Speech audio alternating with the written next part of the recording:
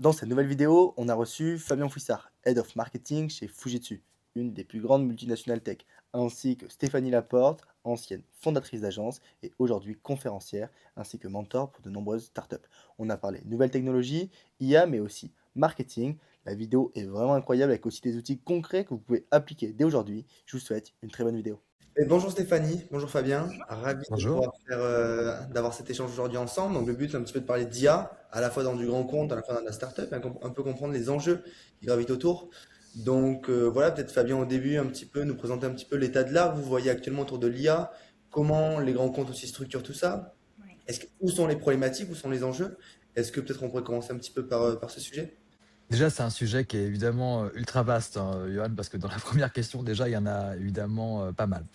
Exactement. Sur la partie état de l'art, il est évident que depuis l'arrivée de l'architecture Transformer en 2017 et ensuite d'avoir ChatGPT en novembre, fin octobre 2022 et aujourd'hui, Dieu sait qu'il s'est passé des choses et Dieu sait qu'il continue de passer, comment dire, des choses. Pour ceux d'entre vous qui sont dans une situation de tout simplement faire un tout petit peu de veille sur X, sur ce qui tombe. En fait, je pense que la courbe, elle est beaucoup moins linéaire qu'elle a pu être il y a quelque temps. Et évidemment, tout ça, c'est lié à différentes choses. Alors, notamment d'un point de vue tech, où on le voit, hein, que ce soit Claude, que ce soit Anthropic, que ce soit ChatGPT, OpenAI, etc., et les autres, on voit que finalement, les sorties de nouveaux LLM sont vachement accélérées. Et pourquoi elles sont accélérées? C'est que finalement, aujourd'hui, les développeurs eux-mêmes, ou la partie finalement euh, pipeline, paramétrage, optimisation des modèles, se fait également en mode assisté par les LLM eux-mêmes. Donc cette accélération, évidemment, elle continue d'être faite. Peut-être l'arrivée aussi qui, pour moi, a souligné avec un affrontement entre la partie open source et la partie, on va dire, un petit peu classique, notamment avec les Chinois, hein, qui est un vrai sujet. Et les Chinois ne déméritent pas dans cette partie-là. En France, évidemment, avec Mistral, où on continue également de faire des choses. Ça, c'est pour un petit peu le côté background. Évidemment, plusieurs dimensions aussi qui arrivent, hein, la partie image, la partie vidéo. Je pense que maintenant, on a une sorte de Will Smith qui devient une sorte de maître étalon sur la capacité de voir le réalisme au niveau des images et des vidéos. C'est assez amusant. Mais là encore, on peut constater le progrès qui est vraiment de façon hallucinante, hein. L'arrivée de Sindance 2 est vraiment quelque chose aussi qui marque les esprits, hein, avec même une sorte de premier blocage d'intention qui avait été faite du côté de Hollywood, en tout cas des US. Et puis après, bah, la partie agentique qui redimensionne aussi pas mal de choses, où finalement on s'aperçoit qu'aussi entre des prompts extrêmement qualifiés et le fait de mettre des agents qui vont avoir des rôles et les spécifier, là on a quelque chose qui devient hyper intéressant, et notamment pour le futur. Et Dieu sait qu'il y a des entreprises aussi, encore une fois, qui avancent sur le sujet, d'avoir des nouvelles structures qui seront AI native, avec finalement certes des humains dans les équipes, mais également des agents qui auront eux-mêmes, comment dire, leur propre rôle, leur propre poste sur la question. Donc ça, c'est vraiment le background. Et après, il y a encore une fois, on le sait que la partie LLM, dans son mode un petit peu classique, va vivre aussi de grandes mutations. Et on voit que la prochaine étape pour préparer la vraie révolution qui est derrière, qui est la partie robotique. Encore une fois, malheureusement, on est en Europe, on est en France. Donc sur cette partie robotique, on est vraiment en retard sur la partie US, mais surtout sur la partie chinoise. Et toute la partie physical AI, ou le fait de comprendre, finalement de permettre à des IA d'appréhender le monde via la computer vision, via des capteurs, via des senseurs, ça devient également un gros sujet. Et là, je pense qu'on aura aussi de très belles arrivées qui vont peut-être se diluer, hein, pour le coup, dans le fait que c'est pas une technologie qui va profondément être visible, mais en tout cas, les cas d'application, notamment sur la partie robotique, vont être parfaitement nouveaux et révolutionnaires. Voilà en introduction. Je ne pense pas avoir répondu à toutes les questions, mais en tout cas, voilà pour moi sur une sorte d'état de l'art sur la question aujourd'hui. Non, le but, voilà, c'était aussi entrer dans le sujet. Et c'est intéressant ce que tu dis. Tu parles notamment de la France. Peut-être qu'en France, on est des fois un petit peu en retard sur certaines technologies, en tout cas sur certaines intégrations. Comment toi, c'est quoi un peu ta vision? Parce que là, Fujitsu, c'est plus qu'international, c'est un petit peu présent partout, avec une forte dominance aussi, Oui. peut-être du Japon, peut-être aussi de la Chine éventuellement. À quel point tu vois des différences, ou du moins, voilà, si tu regardes l'ensemble de Fujitsu entre les différentes entreprises en termes d'intégration? À quel point ça se ressent? Est-ce que c'est plutôt juste en niveau d'investissement où les entreprises investissent moins? C'est aussi peut-être des logiques différentes. Tu parlais de robotique. Est-ce qu'il y a certaines entreprises, vous avez déjà des premiers use cases de robotique qui sont mis en place? Comment tout ça s'organise et à quel point tu vois une différence entre ce qui se fait en France et ce qui se fait peut-être à l'échelle un peu plus internationale? On est dans un monde multipolaire, hein, ça c'est évident. Certainement que l'Occident, qui avait une forme de leadership technique pendant 200 ou 300 ans, finalement est en train de le perdre, en tout cas, est fortement, comment dire, challengé. C'est pour ça qu'en effet, toutes les avancées qui existent au niveau, qui a surpris beaucoup de gens, hein. Je pense que beaucoup de gens ont été surpris de la qualité des produits chinois, franchement, qui rivalisent, enfin, même en vidéo, en images, franchement, c'est même devant. Et Dieu sait que c'est quand même pas si facile que ça, de pouvoir avoir ce type de tech. Euh, Si on devait parler de la partie adoption, je pense qu'il y a aussi des éléments culturels. Vraiment, il y a des éléments culturels. J'en parle parfois avec des amis qui gravitent dans d'autres sphères au niveau technique, plutôt sur la partie pensée, la partie philosophie politique, ce genre de choses, ou même du droit. Et clairement, on a certainement, nous, en Europe, et en France en particulier, une sorte de peur, alors peut-être intelligente, hein, peut-être aussi une forme de non-enthousiasme systématique qui fait que on n'est pas BA, donc on se pose de bonnes questions. Peut-être, je n'ai pas totalement la réponse. Là où les États-Unis, il y a un côté finalement un peu plus entrepreneurship, on le sait, hein, qui est un peu plus positif sur l'adoption de la tech, même si ça pose évidemment d'énormes sujets hein, sur la partie emploi, etc. On va pas se mentir. Donc je vois des différences dessus. Le Japon étant entre les deux, hein, le Japon étant à la fois un pays très innovant et un pays conservateur en même temps, il y a un côté qui est très différent. Donc je ne mettrai pas typiquement le Japon au même titre que la Chine, qui est drivé aussi politiquement, économiquement. C'est pas, encore une fois, c'est pas la Chine, le Japon, c'est quand même très différent, même si c'est évidemment différent de l'Occident ou de l'Europe et des États-Unis en général. Donc je pense que nous, on a un challenge qui est extrêmement important au niveau des structures, qu'elles soient évidemment start-up ou des grands groupes, parce qu'il y a encore aussi des différences. Quand on est une start-up et qu'on est un peu technophile, et surtout quand on voit aujourd'hui finalement l'accessibilité de la tech, je crois que c'est ça surtout qui est important. On n'a pas besoin aujourd'hui de faire des PhD pour faire des choses qui sont efficaces, opérationnelles, impactantes, qui peuvent Hum. générer un business model. Je pense que c'est vraiment la grande révolution aussi sur la question de l'accessibilité. Et un grand groupe, c'est pas du tout la même chose. Et un grand groupe, en plus, coté en bourse, je parle pour Fujitsu, mais évidemment, c'est vrai pour les grandes entreprises françaises ou européennes ou américaines. On a forcément des règles. Il y a beaucoup plus de salariés, il faut faire de l'accompagnement au changement. Il y a quelque chose qui existe. Il y a aussi du risque à gérer. Une start-up qui arrive finalement sur un marché, elle a une proposition de valeur, elle va s'éprouver finalement un marché, avoir ses premiers clients. Donc il n'y a pas du tout les mêmes contraintes. Donc évidemment, il y a plusieurs vitesses qui sont en train de s'observer. Ça, c'est absolument pour moi évident. Et c'est normal. Et j'ai envie de dire, c'est non seulement normal, mais ça a toujours été le cas. Avec Stéphanie, qui vient aussi du web depuis très longtemps, quand finalement Internet est arrivé à la fin des années 90, au sens vraiment d'accessibilité pour tout le monde et adoption des entreprises. Pareil pour la partie mobilité mobile en 2000, 2008, 2007 avec l'iPhone, avec les apps. Évidemment que tout le monde n'avançait pas à la même vitesse. Donc rien de nouveau sous le soleil. Pour moi, c'est normal qu'un grand groupe aille moins vite qu'un, qu'une start-up et qu'elle se pose plus de questions parce qu'elle a Ouais, une entropie de complexité à gérer. Euh, Cela étant, il y a quand même des impacts, je pense qu'on le voit tous les jours pour les deux structures, bien type de sûr. structure. Et justement, Stéphanie, aussi, si on va plutôt peut-être sur la partie startup, est-ce que maintenant il n'y a pas aussi un nouvel enjeu? On voit pas mal de startups qui naissent, mais qui en fait ont du mal des fois à trouver un produit de market fit, en tout cas un besoin qui répond vraiment au marché. Qu'est-ce que tu en penses? Est-ce qu'on n'est pas aussi de plus en plus dans un environnement qui est ultra compétitif par rapport à, comme tu disais Fabien, l'accessibilité des technologies? Donc comment aussi les entreprises peuvent se dire, oh non, non, mais là on propose une solution qui permet vraiment d'apporter un retour sur investissement à nos utilisateurs. Enfin, en tout cas, il y a une vraie plus-value derrière. Comment tout ça, on peut réussir à trouver ce besoin de marché? Alors, effectivement, on a un changement au niveau de la façon dont on ship du produit. Parce qu'avant, shipper du produit, donc développer une app, développer un service, etc., une plateforme web, ça prenait du temps. Ça prenait énormément de temps, donc on avait le temps d'itérer, on avait le temps d'affiner le business model, on avait vraiment des stades de développement qui étaient très codifiés pour le coup. Maintenant, c'est assez rapide de shipper des produits. Donc finalement, on a des boîtes et un marché qui est inondé par des boîtes qui shippent un produit et qui se disent bon, on verra bien si ça marche. Donc là, c'est le marketing est retourné parce que normalement, tu conçois effectivement ton produit en fonction d'une cible. Là, tu te dis ouais, bah, c'est plutôt pas mal, peut-être que c'est une niche.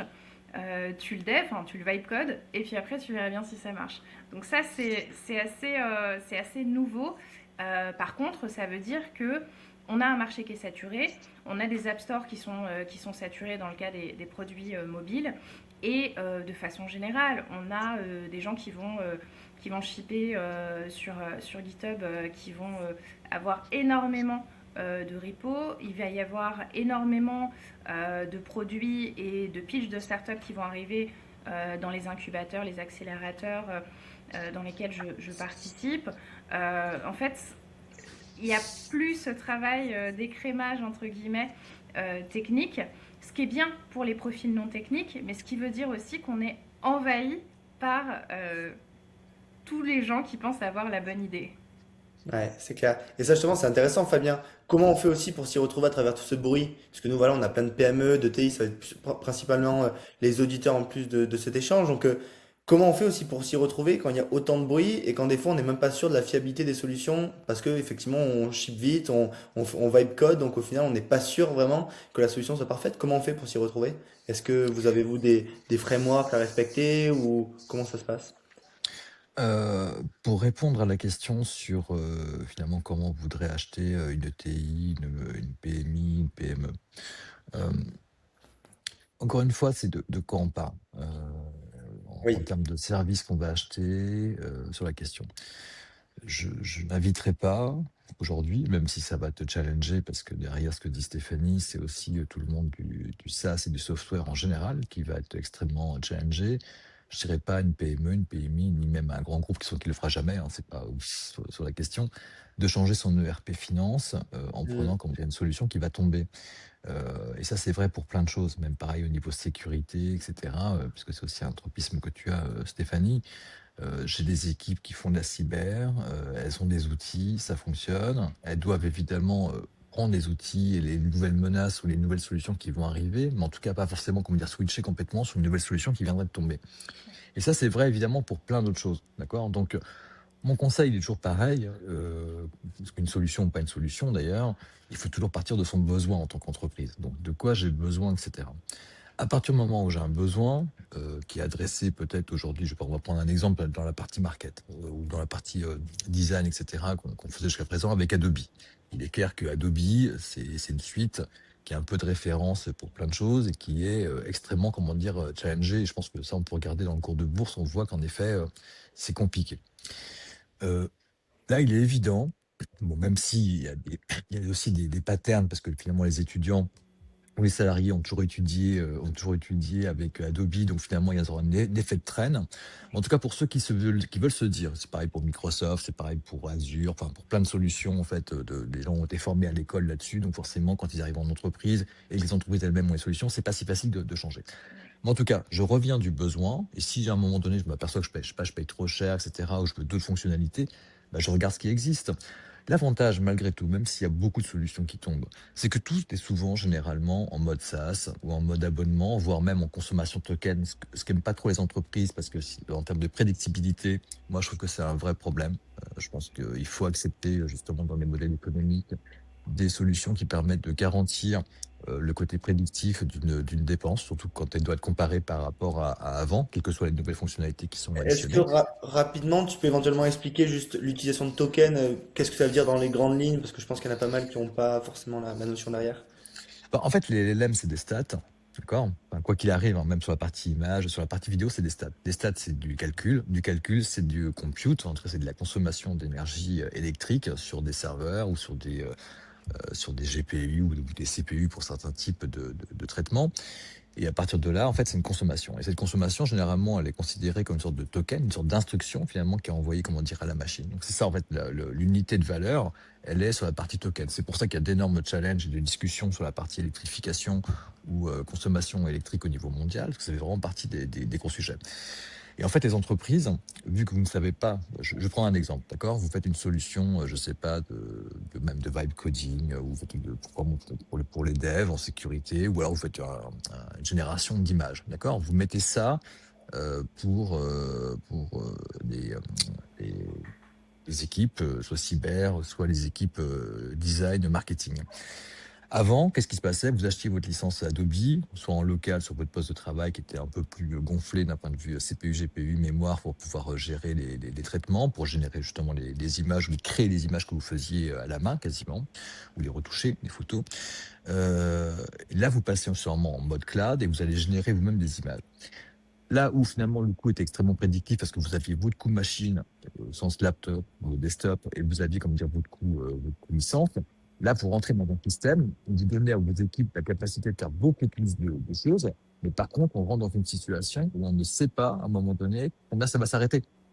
Donc, c'est là où il y a un sujet qui est un petit peu important, c'est le côté prévision au niveau des dépenses. Parce que si vous économisez, je sais pas, 150 € par mois de licence Adobe, mais vous en dépensez, comment dire, 300 en mode token, je dis pas que c'est bête, d'accord, parce qu'il y a d'autres capacités qui sont offertes sur la question. Mais en tout cas, il faut en avoir conscience et il faut pouvoir avoir non seulement mesurer l'impact qu'auraient ces 150 € ou 200 € supplémentaires tous les mois pour l'équipe ou pour l'individu, si c'est vraiment rentable ou pas, est-ce que je peux faire plus de choses? Généralement, je peux faire plus de choses et plus vite, évidemment, avec ce type de techno. Mais en tout cas, il faut une notion de prévisibilité et de retour sur investissement. Là, je pense qu'il y a un vrai challenge pour beaucoup de startups, c'est d'encapsuler ça. Et ce qu'on voit, c'est que whatever la chose, moi je pense notamment à Genspark, je ne sais pas si vous connaissez, Ouais. qui est une solution IA de Singapour, euh, moi, que j'aime beaucoup parce qu'elle est vraiment en mode desktop, elle fait vraiment plein de choses et tout. Ils ont même mis d'ailleurs la partie OpenClaw il y a quelques semaines, il y a 2 semaines je crois. Euh, c'est cool, mais en même temps, quand vous faites des instructions et vous avez un nombre de crédits que vous achetez par mois, vous ne savez jamais combien ça va consommer en fait réellement. D'accord? Vous avez à peu près une sorte d'indicateur quand vous commencez à l'utiliser pour savoir si ça va utiliser une image, etc., une vidéo. Mais en fait, vous avez vraiment un problème de prédictibilité au niveau du coût. Et je trouve que pour les entreprises, c'est certainement, non pas un showstopper, mais en tout cas, c'est quelque chose qui met des barrières. Ouais, Ouais, effectivement. complètement. Juste pour rebondir sur ce que tu disais, Fabien, on a plusieurs freins effectivement à l'adoption de l'IA. On a effectivement les DAF, les directeurs d'affaires financières, qui vont avoir tendance à bloquer justement pour cette histoire de coût de token, parce qu'on a malheureusement des entreprises qui se sont retrouvées avec des factures très très importantes alors que ce n'était pas prévu. On a aussi les équipes de gestion de la donnée, donc tout ce qui est CISO, RSSI, etc. Donc les personnes qui s'occupent de l'intégrité et du système informatique et des données au sens RGPD par exemple et bientôt AI Act. C'est-à-dire que ces gens sont soumis à de plus en plus de shadow IT. Donc des personnes qui, au sein de l'entreprise, sans que ce soit vraiment autorisé, vont installer des trucs. Et là, c'est pas juste installer un logiciel sur leur poste, c'est parfois des développeurs qui vont déployer un agent IA sur le serveur de l'entreprise. Donc là, effectivement, on a des risques. Alors, sans me faire la personne qui crie au loup, simplement, il est vrai qu'aujourd'hui, on doit être vigilant vis-à-vis de ça. C'est-à-dire qu'il ne faut pas interdire l'IA en entreprise, très clairement, parce que ce serait contre-productif, mais cadrer son arrivée, que ce soit en matière de cybersécurité, que ce soit en matière effectivement de consommation de tokens. Je pense notamment au fait qu'il y a beaucoup de LLM qui peuvent tourner en local, et on a 90% des requêtes en entreprise qui pourraient en réalité être traitées en local. Ce qui ne nécessiterait pas du coup d'aller chercher de la capacité de calcul en externe et d'avoir cette dépense énergétique au-delà de la dépense de tokens. Donc là, il y a une réflexion à avoir pour les entreprises vis-à-vis de ça. D'autre part, et pour terminer, on a vraiment un manque de sensibilisation vis-à-vis des données qui sortent au sein des entreprises, notamment les données RGPD, mais pas que, et bien sûr les secrets industriels, qui risquent de sortir de l'entreprise si jamais les usages IT et donc l'usage de l'IA n'est pas cadré. Donc on a un vrai sujet ici d'intégrité industrielle au-delà de la question des coûts et des tokens. Hyper intéressant. Et même, tu as même le dernier pendant qui est aussi de se dire, est-ce que des fois on a besoin d'utiliser l'IA? Parce qu'il y a aussi le token, des fois il n'y a pas besoin d'utiliser, on peut mettre de l'automatisation toute simple qui fait largement l'affaire. Maintenant on le voit souvent, donc ouais, il y a vraiment cette partie-là. Et c'est intéressant ce que tu disais, tu parles notamment de Shadow IA ou même de Shadow Coding, etc. Comment vous, Fabien, c'est un, on va dire, un sujet que vous abordez, que ce soit en interne au sein de Fujitsu ou même dans les entreprises que vous accompagnez? Comment un petit peu on peut réussir à mettre des règles par rapport à ça? Comment ça se met en place? Est-ce qu'il y a un cadre assez clair ou ça dépend de chaque entreprise? Est-ce que tu aurais un petit peu voilà, du bien à nous apporter sur ce sujet?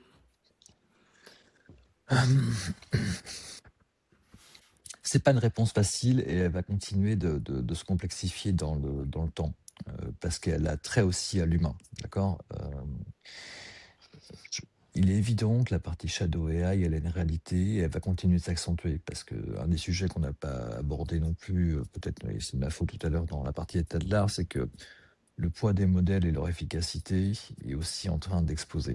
Euh, de toutes les façons, parce qu'il y a des enjeux énergétiques, hein, finalement, les investissements aussi des grands acteurs des CIA, etc., c'est de pouvoir faire en sorte qu'ils puissent consommer moins d'énergie et d'avoir des modèles plus performants et plus light. Et ça arrive très très vite. Et encore une fois, les Chinois avaient justement sorti un modèle là, sur 4 gigas qui pouvait sortir justement sur un iPhone, hein, au niveau performance, etc.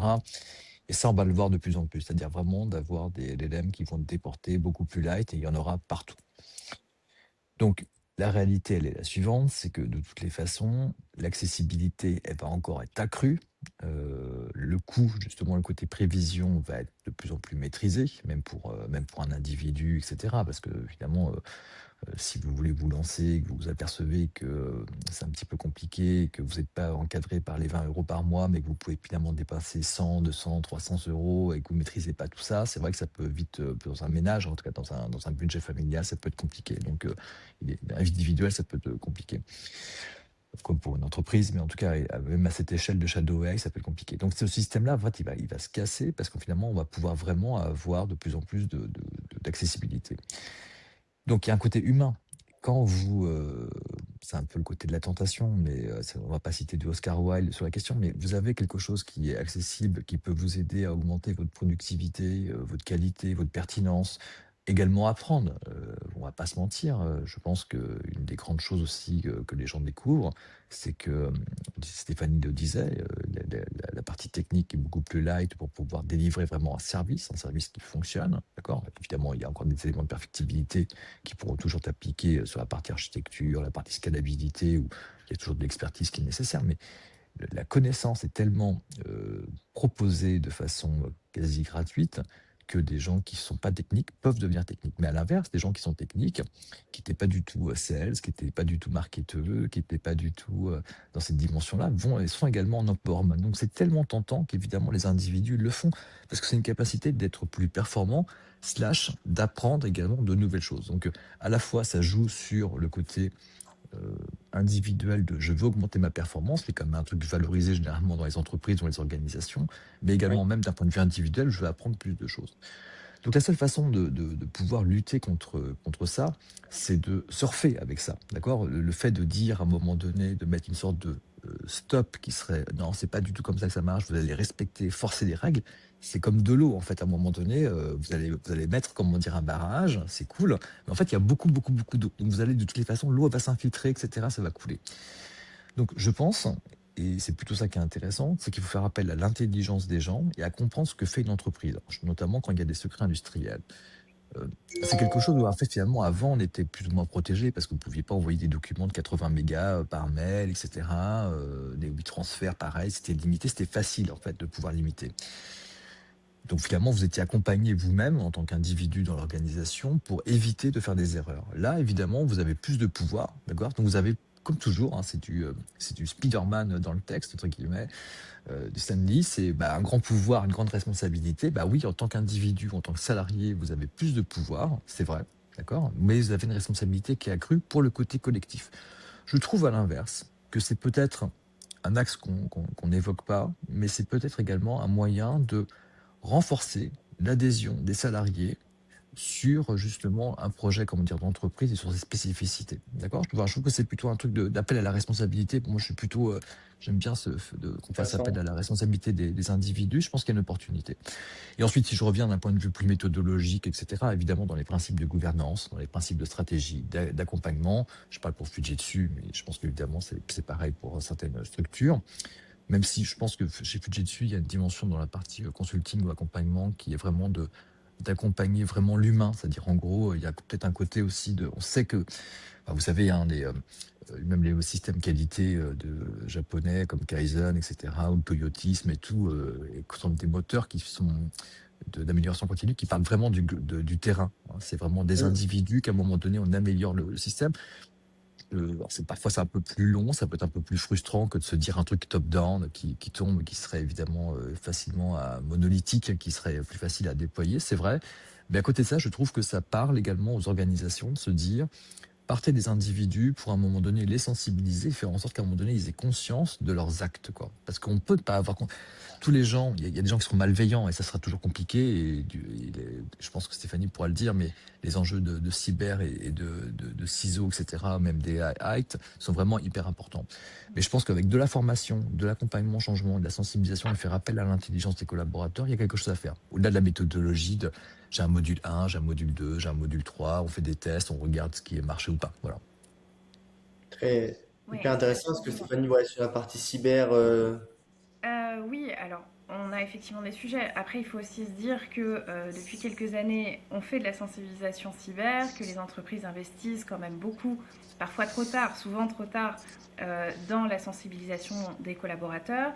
Euh, on a déjà une grosse difficulté à les sensibiliser sur le fait de ne pas brancher une clé USB n'importe où. Mm. Euh, sur la partie utilisation de l'IA et installation de skills qui pourraient être vérolés, quand on utilise de l'agentique, effectivement, il y a un petit chemin à faire. Donc, l'avantage, c'est qu'il y aura toujours du boulot en cyber. L'inconvénient, c'est qu'effectivement, la source des menaces va être démultipliée, bien sûr, via les agents autonomes qui pourront aller mener des attaques massives et encore plus imprévisibles que ce qui était fait jusqu'à présent. Et voilà, on a aujourd'hui un pouvoir, on va dire, de nuisance possible qui est important. Il ne faut pas que les entreprises négligent, même s'il ne faut en aucun cas freiner l'innovation en se perdant dans des considérations de peur de cette nouvelle technologie. Donc il faut arriver à peser les deux, puis embaucher les personnes qui savent le faire et avoir impérativement, encore plus que jamais, des références sur cette question cyber et de gestion de la donnée. excellent, excellent. Mais moi, je vous propose de passer à la deuxième partie, hein, avec vos deux expertises en marketing. Je pense qu'il y a de quoi dire et il y a des sujets à aller chercher. Bah déjà, la première question, elle va être peut-être un peu simple, mais c'est en fait, qu'est-ce que l'IA a changé ou va changer dans le marketing? Nous, objectivement, on accompagne voilà, pas mal de boîtes, des PME ETI, et le pilier marketing est pas souvent le premier pilier qui est abordé. Donc, ce serait intéressant même de peut-être nourrir beaucoup de différents cas d'usage qu'on pourrait retrouver dans le marketing et l'IA. Donc, vous, typiquement, Fabien, qu'est-ce que vous avez mis en place au sein de Fujitsu dans la partie marketing et comment l'IA vous permet d'être plus performant, plus pertinent dans vos activités? Là, pour le coup, beaucoup de choses ont changé dans la Ok, partie marketing et c'est c'est sans commune mesure et je pense qu'on le voit tous sur LinkedIn, sur des réseaux pros, sur même des réseaux B2C, enfin comme TikTok, sur Insta, sur Facebook, sur d'autres choses, même sur la partie web, la partie même SEO, etc., la partie GIO de demain. Vraiment, là, j'ai envie de dire que tout a changé parce que la capacité d'augmentation de productivité en termes d'image, de contenu, de pertinence, d'adaptation, etc., on rentre vraiment dans un marketing qui est à la fois humain, mais qui est aussi synthétique. Je pense que les deux, comment dire, coexistent. C'est peut-être un des premiers départements dans l'entreprise qui est à ce point-là hybride et visible en fait par tout le monde, d'accord? À la fois par l'organisation, par les salariés, par les dirigeants, par les clients, par les prospects. Là où, même si des équipes, par exemple, qui feront de la modernisation de systèmes d'information en termes de legacy, qui vont utiliser justement de l'IA, etc., ça sera invisible, enfin, ça sera invisible. Oui. Une partie de l'entreprise le saura, évidemment, ou des clients, mais c'est beaucoup moins visible que la partie marketing, qui est évidemment quelque chose qui l'est beaucoup plus. Une fois que j'ai dit ça, si je repars en termes de cas d'usage, pour le fait, par exemple, de créer des newsletters, des emails, des contenus textes, des contenus vidéo, des interviews, des vidéos, analyser des comportements, montrer des verbatims, analyser des verbatims, translate aussi, la partie traduction. Enfin, moi, je suis dans un groupe international et clairement, Fujitsu est énorme. Il y a quand même plus de 500 000 salariés, il y a même 1500 chercheurs, c'est ce qui fait que même pour un groupe d'IT, on est un petit peu, on n'est pas un Capgemini, on n'est pas un Accenture, il y a vraiment 1500 chercheurs, il y a 32 000 brevets, donc il y a vraiment des éléments de recherche et développement qui sont vraiment très spécifiques chez Fujitsu. Donc je reçois évidemment beaucoup du groupe de réalisation, de use case, de business case, de choses qui ont été faites au Japon, de choses qui ont été faites en Asie, aux US, en Europe. Et forcément, la langue de travail, c'est la langue anglaise. Là, la capacité à pouvoir également aller tellement plus vite dans le fait de traduire de façon probante, d'accord. Bon, après, il y avait DeepL qui marchait vraiment bien depuis quelques années, mais là, en fait, avec la partie IA, ça va tellement plus vite. Non, je trouve que pour ceux qui font de la veille depuis très longtemps, et je sais pas, évidemment, quand on est entrepreneur, dans une PME, PMI, souvent on a la tête dans le guidon, donc on n'a pas forcément le temps de s'accorder de la veille, etc. C'est un vrai sujet. Mais quand on fait de la veille, on s'aperçoit qu'aujourd'hui, la capacité d'accéder à des contenus qu'on a traduits, etc., elle est juste énorme. Enfin, je trouve que pour le coup, il y a une convergence, une accessibilité mondiale des données et des connaissances qui se font à un instant T qui est vraiment géniale.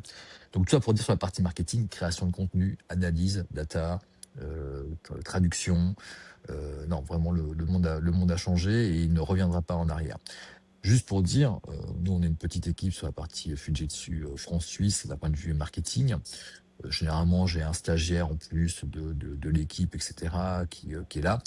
J'ai envie de dire aujourd'hui, je prends un stagiaire, même si je suis pas une agence, hein, mais parfois les agences de communication marketing ont aussi un modèle économique finalement sur des tâches qui sont confiées à des stagiaires en mode empowerment et qui sont là aussi pour optimiser des modèles. Moi aujourd'hui, je prends des stagiaires parce que je considère que c'est important que les entreprises continuent, et j'ai un budget pour ça, continuent, comment dire, de former des futurs salariés. Est-ce que j'en ai vraiment besoin? Non. D'accord? Je pense que j'ai pas besoin. Et je pense qu'il y a beaucoup d'agences de communication classiques, et en France, on a quand même beaucoup. C'est quand même un marché extrêmement fragmenté, qui faisait appel à des stagiaires, qui aujourd'hui, si elles travaillaient correctement sur la partie IA, n'en auraient pas besoin. Et c'est un vrai sujet, c'est un vrai problème, hein. Ça a déjà été évoqué plein de fois, cette accessibilité des juniors au monde de l'entreprise. Moi, je le vois, c'est vrai que c'est compliqué. C'est compliqué. Et en plus, malheureusement, la génération de gens qui sortent des écoles de commerce, marketing, com, etc., les référentiels nationaux, enfin, je sais ça parce que je donne des cours également à ISCOM et puis dans une autre école Media School sur la partie communication, et les référentiels étatiques n'ont pas encore été mis à jour. Et là, pour le coup, même si je peux être très critique sur l'État, j'en veux même pas trop finalement cette fois-ci à l'éducation nationale, parce que ça va tellement vite que c'est tellement compliqué même pour eux de créer des référentiels. On va pas se mentir, c'est comme là, autant parfois je pense qu'il y a eu des problèmes non pas de compétences, mais peut-être d'appréhension du monde professionnel, comme souvent avec le monde académique. Mais là, vraiment, faudrait le faire. Et là, pour le coup, faut le faire. Et c'est pas facile. Donc en fait, on a aussi une génération de gens qui arrivent sur le marché du travail, ou qui nous demandent des stages, qui n'ont pas été formés, comment dire, aux outils. Donc moi, finalement, je m'aperçois aujourd'hui que je donne des cours finalement un peu d'IA, comment dire, à mes stagiaires, ou donner des exemples sur la question de comment l'utiliser. Voilà, ça c'est des vrais challenges sur la fonction Marcom, mais malgré, en dépit finalement de ces contraintes ou de ces éléments, comment dire, négatifs, moi en tout cas en tant que professionnel, je trouve que je suis extrêmement content parce que j'ai jamais eu autant de jouets ou de capacités qui m'ont été offertes pour faire des choses, quoi. Donc, de toute façon, je pense que je suis foncièrement optimiste, donc voilà. Fabien, Hyper, je suis assez d'accord avec toi pardon, sur la partie marketing. Alors, pour le coup, pour avoir monté une agence et développer au départ toute seule et jusqu'à plus de 40 personnes, effectivement, si c'était à refaire, je ne ferais pas la même chose. Parce qu'avec les outils qu'on a aujourd'hui, moi, la raison de mon entrepreneuriat et du fait de monter mon agence a été de compléter les compétences que je n'avais pas et d'apporter ces sujets-là en complément. Là, je n'ai pas forcément besoin d'un designer, j'ai pas forcément besoin d'un traffic manager, j'ai pas forcément besoin, voilà, à part sur la gestion de projet, la communication Mm, client, qui mm, aujourd'hui est plus difficilement automatisable puisqu'ils veulent parler à mm, des humains. mm. En réalité, il y a très peu d'actions qui ne sont pas réalisables par l'IA. Je le vois au quotidien, là sur mes sujets. Même là, le storyboarding, je travaille avec un vidéaste en ce moment pour réaliser un film institutionnel. En fait, même le storyboarding, il est fait par IA et on gagne un temps monstrueux. Ce qui veut dire qu'on a une compression des coûts aussi, Mm, qui correspond un peu au marché actuel, puisque aujourd'hui, les budgets com et marketing baissent énormément, on le sait. mm. Dans ce cadre-là, c'est aussi pour ça que les agences comme la mienne, qui faisaient de la publicité ultra ciblée, ont tiré leur épingle du jeu parce qu'on avait une compression des budgets marketing. Là, aujourd'hui, les agences qui vont faire de l'IA ont un truc à jouer, et on le sait, il y en a de plus en plus, parce que les directions marketing sont pressurisées et n'ont plus de budget aujourd'hui. Mm. N'ont plus de budget, paradoxalement, ni pour former, ni pour embaucher. Voilà, donc l'IA, c'est aussi un peu un espoir quelque part pour les gens qui travaillent dans ces services communication marketing qui actuellement sont sous-staffés, qui ont peu d'outils, peu de capacité à développer leurs compétences et qui finalement, s'ils sont un peu débrouillards, donc là je vais me contredire avec le Shadow IT, mais pour le coup, ils arrivent à pallier à ce manque de staff. Et aussi, on leur coupe les budgets sur notamment l'embauche d'apprentis. Eh bien, l'IA est une réponse à ça. C'est une réponse de crise. Et en plus, il y a l'avantage pour rebondir sur ce que tu dis, Stéphanie, Mhm. c'est que on parlait tout à l'heure de la partie Shadow AI et sur la partie sensibilité, etc. Et évidemment, chez Fujitsu, si je prends de cet exemple-là, il y a enfin, on travaille parfois, pas pour la France, mais en tout cas, il y a en UK ou au Japon, dans d'autres pays, on travaille avec la défense. Donc évidemment, c'est plus que, plus que sensible, évidemment, sur certains sujets. Ou même en général, de toutes les façons, même pour les clients avec lesquels on travaille, on ne peut pas partager des choses sur de l'IA. Donc c'est pour ça d'ailleurs que le groupe a mis à disposition des différentes solutions en interne.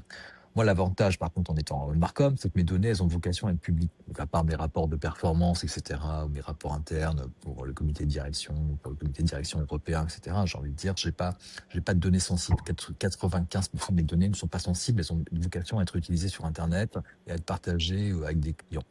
Et ça, c'est cool. Parce qu'en effet, c'est pour ça que je disais, finalement, c'est un peu la chance en ce moment d'être dans la partie Marcom, c'est que la partie Shadow AI, elle est chiante sur les entreprises, il faut être hyper sensible. Par contre, sur la partie Marcom, du fait de la situation que rappelait Stéphanie, qui est vraie, hein, de toute façon, qui est la réalité d'une crise économique et puis d'un problème de, de diminution finalement des budgets, il est évident que la partie Marcom a la capacité aussi certainement d'être plus en leadership sur la question et peut-être d'aider aussi à l'adoption, d'ailleurs pour le coup dans l'entreprise et de montrer à quel point ce type de technologie est servicielle et peut aider les organisations à être plus performantes. Toujours faut-il qu'elle soit comprise, parce qu'aujourd'hui, on a quand même beaucoup de salariés qui vont utiliser l'IA comme ils utilisent Google et qui n'ont pas forcément cette vision, cette plasticité mentale, cette curiosité. C'est pas des personnes qui réalisent de la veille, par exemple, et donc qui vont, comme le disait Johan tout à l'heure, parfois utiliser l'IA comme un outil d'automatisation, alors que les IFTTT et compagnie, on les a depuis très longtemps. Ça fait 15 ans, plus de 15 ans qu'on les a. Mm. Donc en réalité, on réinvente la roue à l'heure où on a des outils qui sont 1000 fois plus puissants. Le, j'ai envie de dire aussi, et c'est peut-être un vrai sujet sociétal, c'est qu'on parle beaucoup de performance tous les trois, parce qu'on le sait, la partie IA, elle permet d'augmenter, de faire de l'empowerment et tout. Il y a une vraie question qui va se poser, et qui va peut-être, comment dire, créer aussi deux blocs qui sont en train de se constituer avec les pros et les cons. C'est est-ce que moi, en tant qu'individu, en tant qu'humain, je dois tout le temps être plus performant?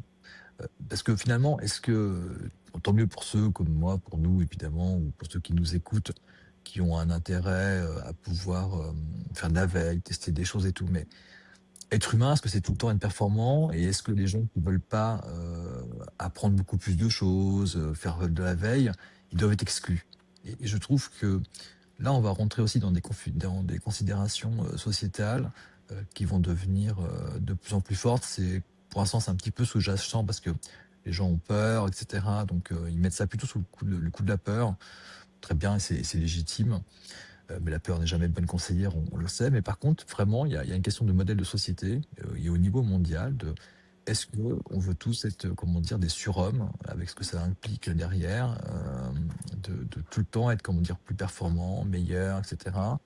Est-ce que ça a encore un sens? Je pense que ce sera des questions qui vont se poser dans le futur. Et c'est des échanges qu'on retrouve beaucoup sur Twitter, nouvellement X. Mm. On a des gens de la tech qui disent bah, super, l'IA était censée prendre mon travail. Là, actuellement, je travaille plus avec l'IA qu'auparavant.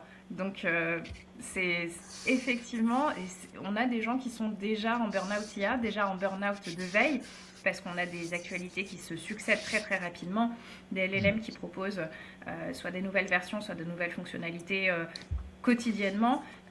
Donc c'est presque un job à plein temps de faire juste de la veille et ensuite l'appliquer, bah, ça prend énormément de temps et en fait on ne gagne pas du temps de repos, on gagne juste de la capacité de travail. Donc là on est au pic du capitalisme effectivement. Hyper intéressant. On avait Thierry Tabois en premier épisode là, qui travaille chez Orange et qui me disait que notamment dans le support, il y avait cette problématique de se dire en fait le support était décomposé en trois différents supports, support 1, support 2, support 3. Et support 3, c'était un petit peu, on va dire, toutes les petites bêtises ou en tout cas voilà un petit sujet où il fallait juste faire une petite modification. Donc c'était pas très demandant, on va dire, psychologiquement. Sauf que maintenant, ce support 3 a été automatisé. Donc les personnes dans les supports sont plus que sur le support 1 et support 2 qui vont être des tâches qui vont demander plus de réflexion, sont des problématiques qui vont être plus importantes. Et en fait, tu as cette surcharge cognitive au bout d'un moment qui peut arriver. Et j'imagine que c'est un petit peu la même dans le marketing, en fait, où des fois, faire ton design, ça pouvait aussi te permettre un petit peu de redescendre la pression. Que là, tu vas être toujours dans une prompte à une créativité parce que les équipes diminuent. Et donc, il y a aussi ce côté de se dire à quel point on a de l'ultra performance tout en gardant le côté un peu humain où on aime bien faire des tâches qui sont des fois peut-être avec peu de valeur ajoutée, mais qui sont tout à fait pertinentes d'une journée. Et donc là, maintenant, moi, j'aimerais bien qu'on revienne d'un côté très pragmatique. Si on parle d'un côté très pragmatique pour un auditeur qui nous écoute, qui est dans une PME, ou des fois, voilà, le côté marketing, je serais une PME industrielle, typiquement, c'est pas là où il y a les plus gros investissements. Comment, tout simplement, on peut se dire, voilà, on commence comme ça par intégrer l'IA dans la partie marketing.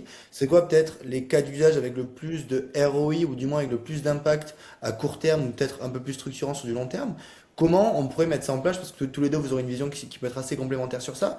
Comment on pourrait se dire, voilà, moi imaginons que je suis dirigeant de PME, j'ai 150 salariés, mon côté marketing n'est pas forcément très mûri, tout ce qui est SEO, Géo, c'est des choses que je n'entends pas forcément parler, je sais pas forcément ce que ça veut dire même. Comment je peux me dire et commencer à mettre en place de l'IA de manière assez pragmatique et de manière assez simple pour mes équipes? Alors déjà, comme d'habitude, B2B ou B2C, parce que déjà, c'est pas la même Imaginons chose. B2B, imaginons du B2B typiquement, une Enfin, entreprise, un ou B2B, envergure ou qui, B2B2C. Non, mais je dis ça ou B2B2C parce que oui. c'est savoir qui est l'acheteur final, c'est con, mais c'est surtout dans la partie marketing communication, c'est quand même un impact énorme. Bon, on va commencer par le côté un peu basique sur la partie site web ou Ouais. présence web ou présence sur les réseaux sociaux en fonction de la chose. Bon, déjà sur la partie SEO, sur le fait d'analyser comment dire son site, de regarder comment dire la partie maillage, etc. Là pour le coup, ça n'a jamais été aussi facile de voir la chose. Même de recréer comment dire son site en mode comment dire joli, toute la partie des WordPress, etc. qui était devenu, enfin qui ont été une révolution hein, pour. Je pense que Stéphanie et moi, on a connu les CMS avant, et c'est vrai que WordPress a apporté un vrai truc de simplicité. Sauf qu'aujourd'hui, c'est devenu de telles usines à gaz avec le nombre de plugins en termes de cybersécurité, etc. C'est l'enfer, etc. C'est horrible. Le fait de repartir sur du HTML5 et un peu en mode vibe coding, en mode propre, en passant du temps, finalement, on peut avoir des trucs qui sont assez sécures. Et ça, c'est quand même un élément intéressant. Et après, il reste plus qu'à rajouter des éléments de tag manager ou de gestion de cookies qui sont généralement plutôt light, en plus généralement externalisés, donc pas forcément attaquables. Pareil, un site web, évidemment, ça veut dire aussi de la création de contenu, d'images, de photos, de vidéos, etc. Donc là, on revient sur la partie même communication un peu plus classique, qu'on pourrait utiliser. Là encore, je pense que là où avant, vous alliez faire appel à une agence avec des films promotionnels, qui vous allez coûter, comment dire, 10, 15, 20 000 euros à votre mode campagne, là, vous allez rentrer dans un truc et finalement, c'est beaucoup, comment dire, moins cher. Vous allez produire vous-même et quoi qu'il arrive, même si vous perdez du temps, etc., vous n'arriverez jamais à ce type de budget. Tu aurais Donc ça, des outils c'est à me donner éventuellement sur la partie création d'images, création de vidéos qui sont tout à fait pertinents sur le marché? ouais, carrément. Ce que je ferais, en fait, pour le coup, parce que là, si je fais du liste de name dropping, je vais en oublier, ça va m'embêter, etc. Ce que je te propose, c'est plutôt de te partager après une liste que tu pourras mettre Parfait, dans la partie replay, mais je t'en mettrai en mode image, je te mettrai en mode workflow, je te mettrai en parfait. mode français, en mode chinois, en mode, en mode américain. Comme ça, les gens, ils pourront même faire Parfait. leur choix en termes de nationalité, de collaboration. Donc ça, c'est une partie, comment dire, SEO. Je fais un slash, mais je pense que Stéphanie sera d'accord avec moi. Bon, la partie SEO, la partie GIO, de toutes les façons, Google, même sur sa partie GIO pour Gemini, etc., continue de scroller des pages sur la partie SEO. Donc, il y a des formulaires qui existent aussi sur ChatGPT qu'il faut compléter. Enfin, il y a quelques éléments de procédure, mais aujourd'hui, franchement, respecter des éléments comme dire, d'adoption pour une IA, une IA gène, enfin, un moteur web IA gène, ou alors, comment dire, sur la partie SEO, c'est pas très compliqué. Respecter les titres, etc., c'est plutôt cool. Un bémol par rapport à ces données synthétiques ou ces images, il faut développer aussi un regard. Je pense que ça, c'est un élément important, Ça. je pense, Stéphanie, c'est que et c'est un vrai souci d'ailleurs, parce que un regard, en fait, ou une DA, c'est de la culture générale, en fait. C'est d'avoir vu beaucoup, beaucoup d'images. Alors, on a des générations qui ont vu beaucoup de vidéos, qui ont vu quand même beaucoup d'images, mais c'est aussi, à un moment donné, connaître les artistes, les mouvements, etc., pour pouvoir hybrider, pour pouvoir proposer, comment dire, autre chose. Moi, c'est vraiment un conseil que je donne à mes stagiaires ou aux étudiants que je rencontre. C'est vraiment d'avoir cette dimension de pouvoir tout simplement développer sa culture générale et d'avoir développé comme bien sensibilité. C'est ce qui va mettre aussi dans la partie des images, des vidéos que vous allez faire dans le respect comme dire, de l'ADN de l'entreprise. Donc voilà pour la partie site web, SEO, GIO, création de contenu dessus. Je vais peut-être laisser après Stéphanie avancer pour se faire des réactions Est-ce dessus. que, Et après, on pourra parler data analytics, ouais, etc., je reporting, parce comprends. qu'évidemment, il y a plein de choses à faire sur la question. Est-ce que, éventuellement, juste avant que Stéphanie, tu prennes la parole, Fabien, tu aurais deux, trois conseils sur la partie géo. Donc, si on explique simplement le géo, hein, c'est en fait être référencé dans des moteurs de recherche IA. Donc, typiquement, je demande, voilà, quelle est la meilleure entreprise qui fait ça à Bordeaux, et c'est être ressorti en premier. Est-ce que tu aurais deux, trois tips comme ça à redonner, même voilà, même si, bien sûr, tu l'as expliqué, la structure de base est très importante. Il y a beaucoup de similitudes avec le SEO, donc être référencé sur Google. Est-ce que tu aurais deux, trois tips à donner, peut-être des points intéressants que vous avez pu aborder avec l'entreprise, mais voilà, j'imagine que tu peux pas tout dire non plus, mais voilà, deux, trois tips qui pourraient être tout à fait pertinents pour une entreprise assez rapidement. Le premier tips, déjà, c'est poser au LLM majeur, bon, après que ceux qui sont utilisés, donc on va dire Chat, Gemini, Claude, Perplexity aussi, bon, même si c'est un petit peu en perte de vitesse. Déjà, qu'est-ce qu'ils perçoivent de votre entreprise? Ok, Déjà, en fait, rien que pour voir déjà quel est le niveau d'indexation, comment dire, qui a été fait et comment l'entreprise, comment dire, elle vous, comment dire, l'IA, le LLM, comment dire, vous connaît et ce que vous propose au niveau des offres. Donc vraiment, je sais pas, vous êtes une entreprise qui proposait des câbles, pardon, ouais, des câbles en fibre optique, extrêmement, comment dire, précis, vous êtes extrêmement fort sur la question. Posez la question de savoir si déjà si l'IA vous connaît ou pas. D'accord? Ça peut être le premier sujet. Le deuxième, ensuite, c'est par rapport à vos offres sur la question. Demandez également à l'IA ou à il y a aussi pas mal de solutions qui existent hein, sur le marché, etc. Je peux peut-être aussi citer, en mettre aussi en nom, qui vont regarder en fait votre site internet et voir son maillage SEO, voir si déjà votre site il est correctement, comment dire, fait sur la question.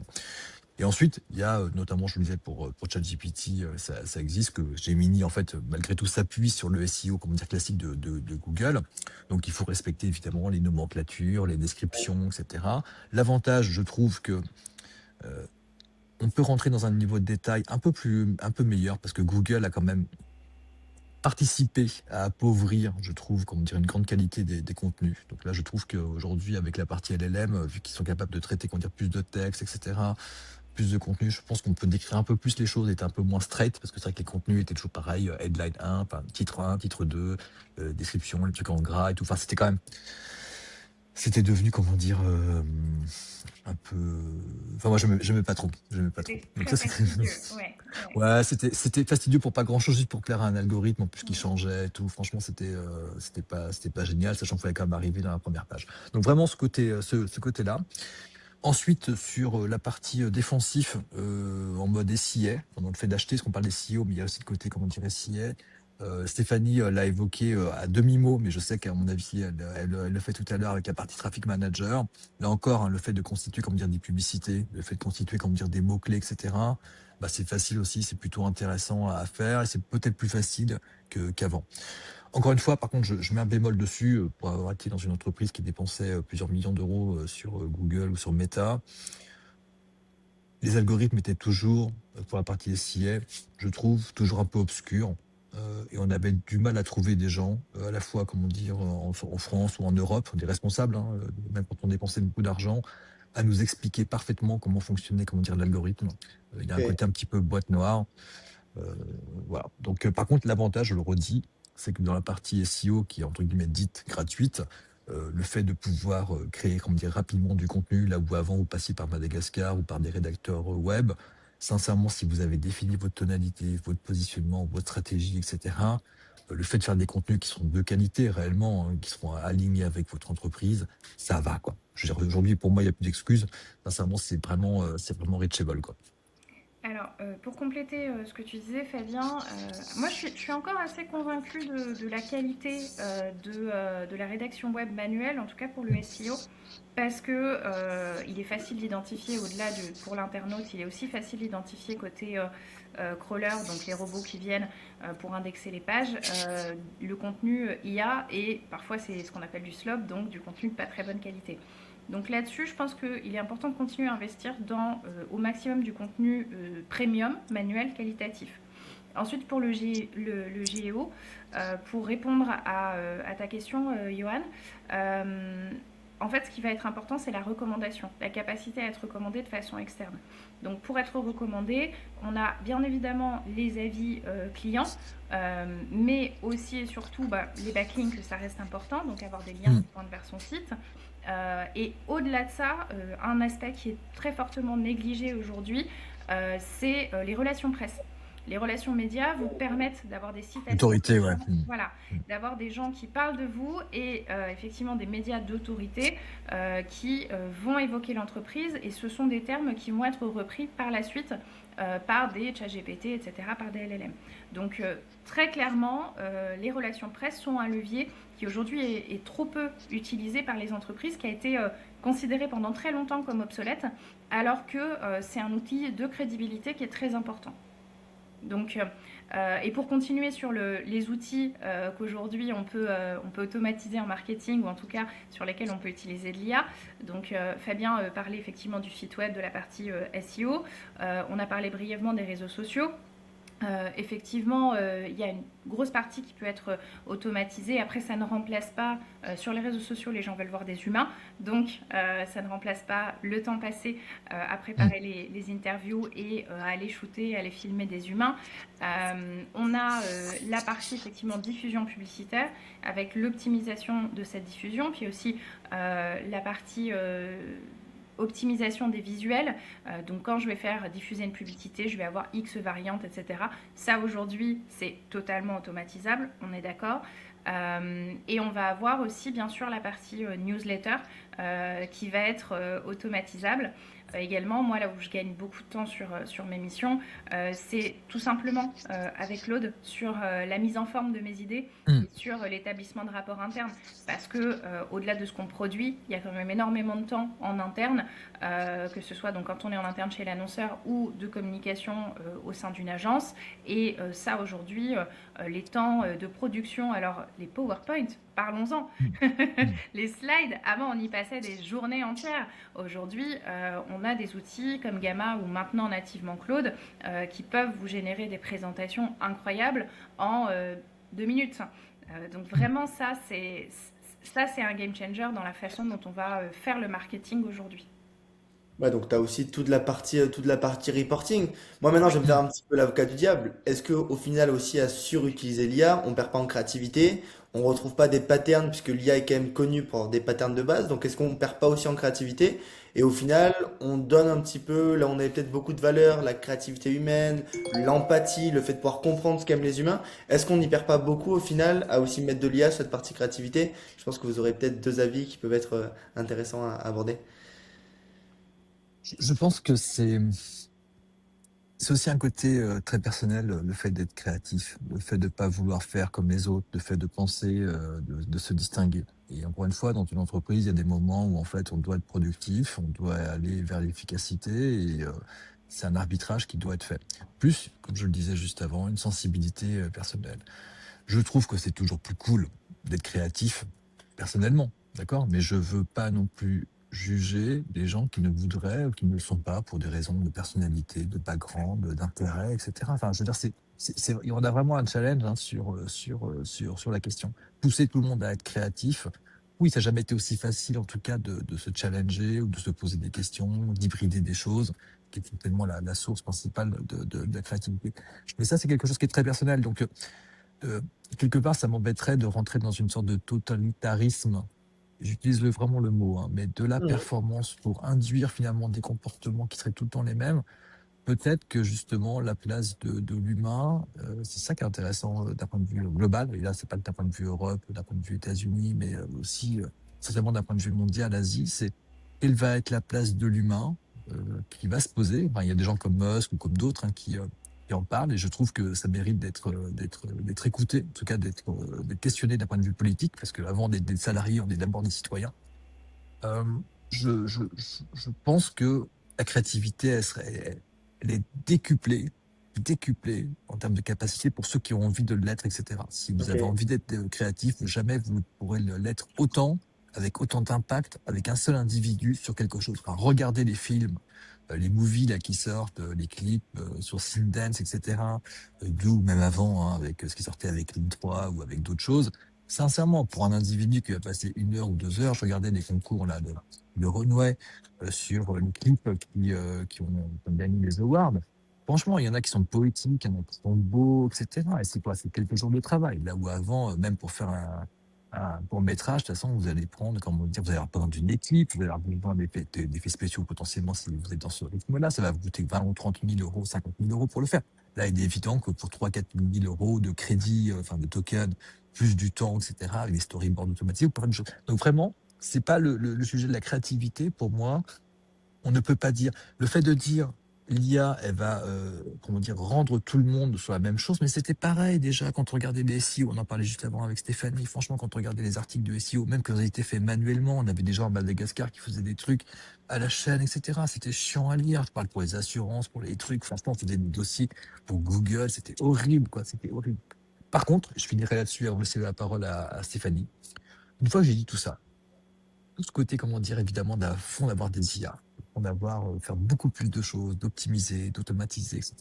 Je pense qu'il va y avoir aussi une prime au relationnel, une prime peut-être à ce type de webinar où on essaie de parler, etc., d'échanger des choses. La partie événementielle physique aussi. Il y a eu un moment aussi dans la partie digitale, et moi je le vois aussi chez Fujitsu, etc., ou dans d'autres grands groupes pour lesquels j'ai pu bosser, où il y a une sorte de ouais, tu automatises tout, on va avoir des leads, donc peut-être dans Salesforce, dans HubSpot, SS1, nanana, MQL, blabla.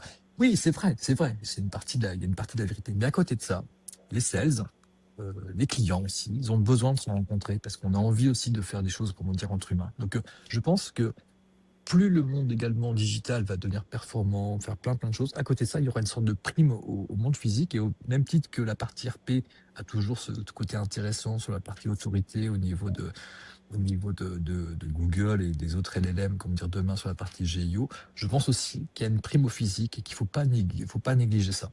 Voilà. Ouais, je suis absolument d'accord. Et du coup, je vais enchaîner en disant qu'il y a une prime à l'humain. Mm. En fait, ce qui est important, c'est votre recrutement. Il n'est pas. Effectivement, oui, on peut se contenter du truc par défaut généré par ChatGPT sans le challenger. Mais bien sûr que si jamais vous embauchez les bons profils, alors moi, avec mon agence, j'ai embauché à peu près une centaine de personnes. Ben, en fait, c'est des gens que je castais en fonction du besoin que j'avais. Mm. En termes de soft skills et de capacité d'environnement de travail. Donc nous, on faisait déjà du remote à partir de 2013-2014, parce qu'avant, chez IBM, je faisais du remote et ils ont commencé en 97, donc j'ai été acculturée à ce sujet-là. Moi, j'ai recruté des gens qui avaient la capacité de bosser en remote.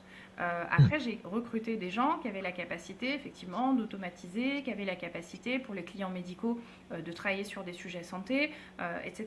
Donc là, en gros, l'enjeu, c'est de recruter des gens qui ont la capacité de bosser avec l'IA intelligemment.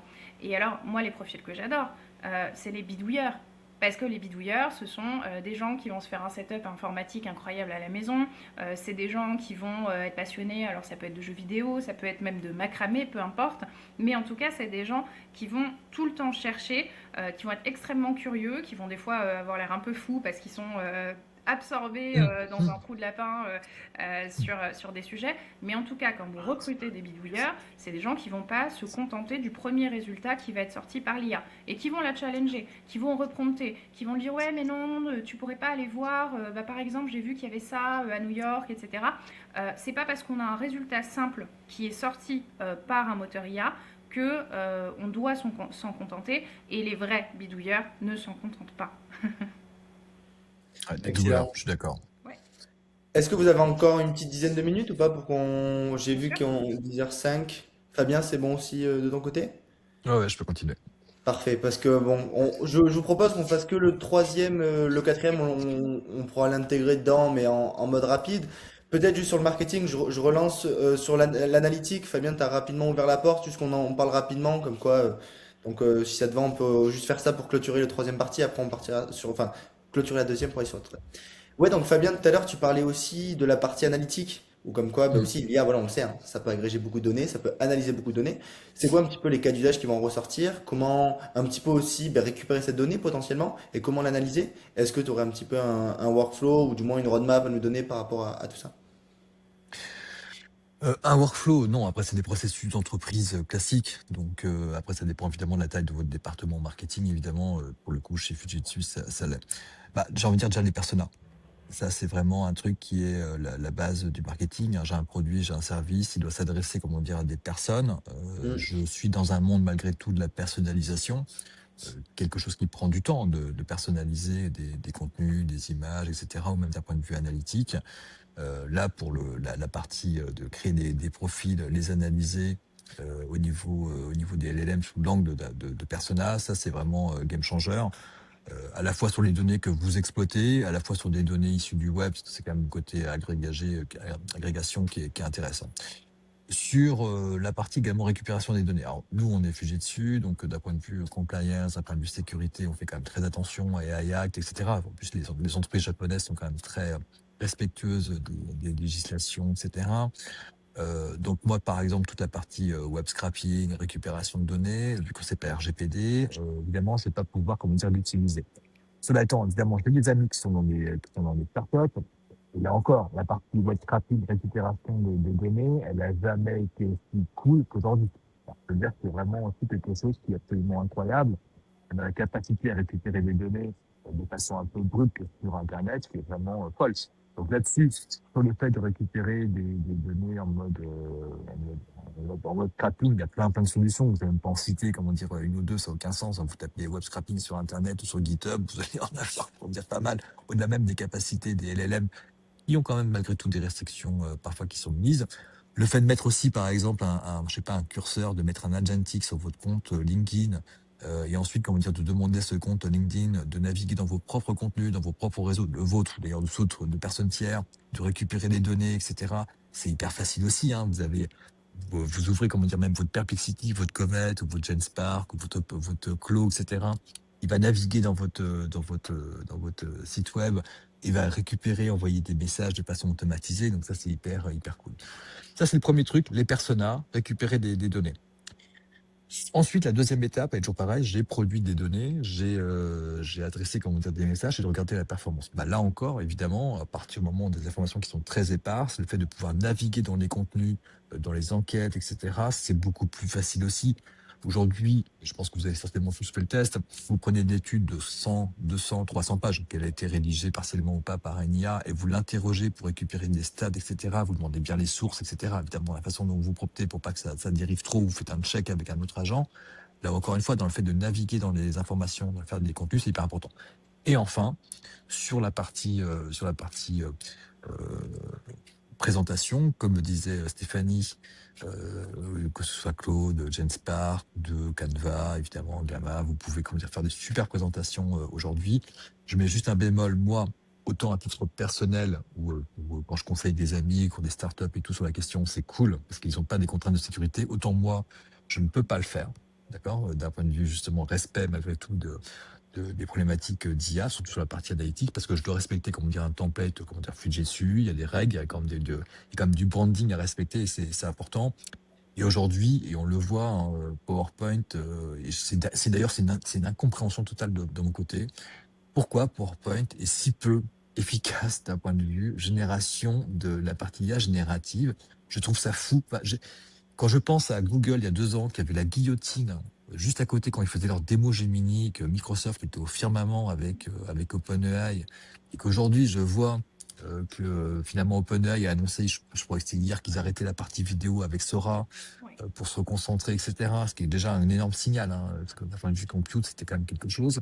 Avec les accords qu'ils avaient fait avec Nvidia et puis les différents Oracle, enfin les différents clouds, dont Oracle et puis et